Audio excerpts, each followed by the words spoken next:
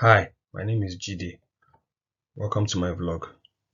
In this marketing vlog, I will be defining marketing. I'll be looking at three marketing concepts and critically evaluating these concepts in marketing. Also, the application of this concept into a business. In this business case, we are using Apple. Marketing has evolved over time, and therefore definitions have evolved over time and seen from different perspectives. The AMA in 2013 defined marketing as the activity, set of institutions, and processes for creating, communicating, delivering, and exchanging offerings that have value for customers, clients, partners, and society at large. Also, the Chartered Institute of Marketing in 2015 have their own version. They define marketing as a management process responsible for identifying, anticipating, and satisfying customer requirements profitably. This just shows that different institutions have have a perspective on how they see marketing itself. Fair and Jobber in 2019 collaborated and have their own version. They see marketing as the achievement of corporate goals through meeting goals and exceeding customer needs better than the competition. This just shows that different people see marketing from different views, and this is going to be a recurring theme in this vlog. People having different perspectives on various concepts. In this vlog, the concepts to be discussed are the STP, the marketing mix. Mainly in the marketing mix, we'll be focusing on the 4Ps, and to look at the external marketing environment, we'll use the pestle analysis. The first concept to be discussed is the STP model. Kumar in 2010 describes the STP model as the process of segmenting the market, targeting the most attractive market, and positioning the business product to the market segment. This definition covers the three quadrants in the STP model: segmentation, targeting, and positioning. Let's start by defining these three quadrants. Blank and Duff in 2020 state that segmentation occurs when a business divides the market into homogeneous segments based on one or two attributes. This is a concept where the business chooses the variables for segmentation, builds a profile, and validates these segments. Also, in segmentation, the attributes selected must be measured so that they will be useful for marketing purposes. Iskander in 2015 describes targeting as the process of evaluating segmentation and focusing marketing strategies on that particular demographic. This involves determining what target strategy could be used by the company, how many segments are going to be targeted, and who are these attractive customers that are being targeted. And finally, in the quadrant is positioning. Coulter and Keller in 2012 describes this as an action plan and bidding and corporate image to occupy a distinct place in the target market. This involves brands and companies understanding the consumer's perceptions and constantly being in a place where the consumer is reminded about the quality of the product in the market.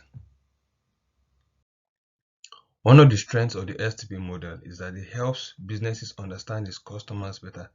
This is true because by segmenting, targeting, and positioning itself, a company can understand what its consumers want. Also, businesses can allocate financial resources effectively.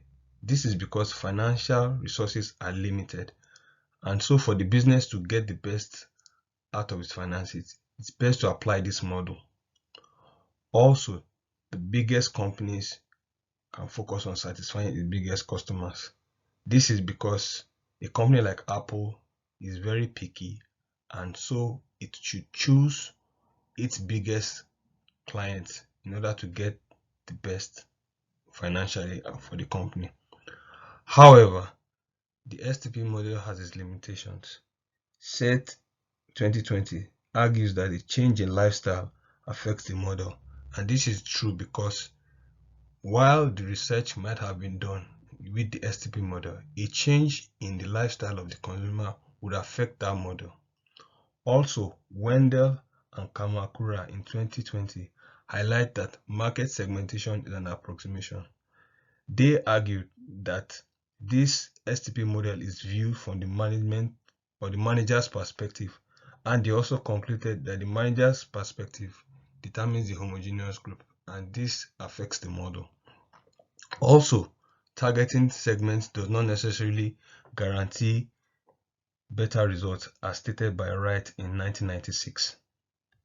The next concept to be discussed is the marketing mix. McCarthy in 1964 described the marketing mix as a combination of all the factors at the command of a marketing manager to satisfy the target market.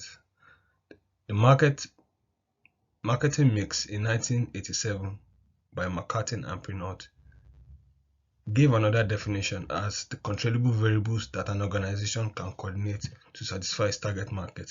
This shows that the marketing mix has evolved over time. In the marketing mix, I'll be focusing on the 4 P's. One of the P's is the product. Drummond and Ensor in 2006 described as a solution to the needs of the consumer. In this case, Apple. Apple sell the iPhone and the iPad. And not only that, a service is categorized as a product. For instance, the iCloud, the Apple Fitness, and the Apple Music. Another P is the price, described by Drummond and Ensor in 2006 as the metric that determines what a provider is paid. In Apple's case, they are a luxury brand, so you pay premium price for their product and their services. One of the strengths of the 4 P's is that it's simple to remember. It's a very simple model. However, the 4 P's are outdated with 21st century marketing. McCarthy in 1964 first talked about the 4 P's. 1964 to the present day is a very long time. Also, the 4 P's do not consider consumer relationship, which you are trying to sell a product to the customer. The customer is the most important. Also, it does not look at the customer behavior. This is very important because consumer behavior changes a lot, and applying the 4 P's doesn't necessarily help the business. Also, these 4 P focus on the marketers rather than the consumers, which the products are being sold to. The final concept to be discussed in this vlog is the PESTO analysis. The diagram on the left shows the quadrants in the PESTO analysis. Gupta in 2013 described the PESTO analysis as a tool implemented for situational analysis for business evaluation purposes, especially in a highly dynamic business environment. This is true because the business environment is ever changing, and for a company like Apple to stay ahead above its competitors, it must and should conduct a PESTO analysis to make better strategic and marketing decisions. Looking at the political quadrant for a company like Apple, Apple faces a lot of political problems, especially from suppliers in Asia. The rise in the political insurgency in that region makes conducting business in that area difficult for Apple, so they must consider that. On the economic part, a change in a policy, a change in the legislation in a region where Apple conducts business will affect the economic quadrant in the PESTO analysis. And finally, on the technological part, due to the growing amount of cybersecurity issues worldwide, this has rendered Apple's system less secure, and this has taken away one of the strongest points away from its competitors, the high level of security provided by the company with its products. One of the strengths of the PESTO analysis is that it's a simple framework. This is true because the quadrants are laid out. All you need to do is look at them and implement. Also, because the PESTO analysis studies the external environment, it is easy for a business to study and identify potential threats to their marketing or strategic plan. Also, when entering a new market, PESTO analysis is very important and useful for a business to evaluate its options before making a decision. However, this analysis comes with limitations. Wolf and Virtual in 2000 talked about the personal analysis being outdated, especially in the tech-based industry. This is true because the tech-based industry is ever changing, and a company conducting a personal analysis can be rendered useless easily. Also, the much of the data provided is based on assumption in the personal analysis. A change in legislation might render a particular data useless. And finally, for companies like startups and SMEs, it is time consuming. They neither have the time nor the financial resources to commit to conduct a personal analysis. Looking at Apple as a company, it's been able to build its reputation as a premium brand since 1976 and the days of Steve Jobs, the founder of the company. Apple as of 2021 has a market cap of over $2 trillion and is the world's biggest company. Apple has applied the STP model to its company and is successful today. Apple makes itself an attractive business. They are out there in the customer's faces. They are out there in the news. So Apple is an attractive brand with high-end products such as the MacBook, the iPhone, the MacBook, and the Apple TV. They target high-end customers. They target the elite, the upper echelon, people that can pay for their brand. Yeah, and also big corporations that make use of their services, such as the iCloud, and are interested in achieving high security in their systems. Also, Apple is a premium brand. They do not settle for less. In today's market, there's ongoing debate between the Apple and the Android users, and this is because Apple categorizes and sees itself as a brand associated with the elite only. Apple as a company has also applied the 4Ps model to its business. In the product quadrant, they focus more on quality than quantity. Apple makes sure their products are high-end and have the best quality. In terms of place, they use online and offline avenues to distribute their products. You have the Apple Store and you have avenues like the Amazon and all the big Amazon, AliExpress, and all the big avenues to distribute their goods into smaller regions.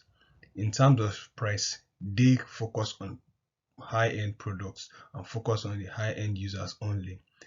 Promotionally, Apple focuses on the user experience. People brag about how strong, how easy, how smooth is it to transition within the Apple iCloud system. My recommendation for Apple as a company is that they should focus on the smaller segments.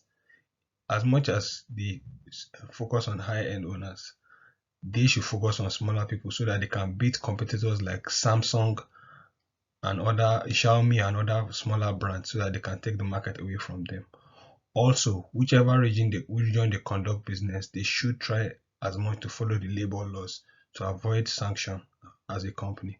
Also, they need to commit to corporate governance so that they can make better decisions at board level. Attached here are my references which I use for this vlog. Thank you very much for listening.